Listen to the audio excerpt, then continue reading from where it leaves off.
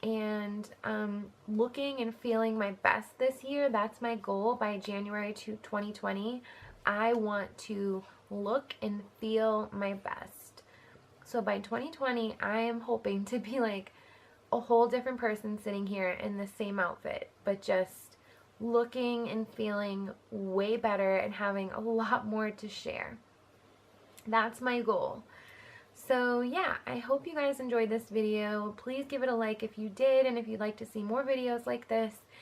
I love you guys as always. Don't forget to subscribe if you haven't, and I will see you very soon. Let me know if you have any video requests below.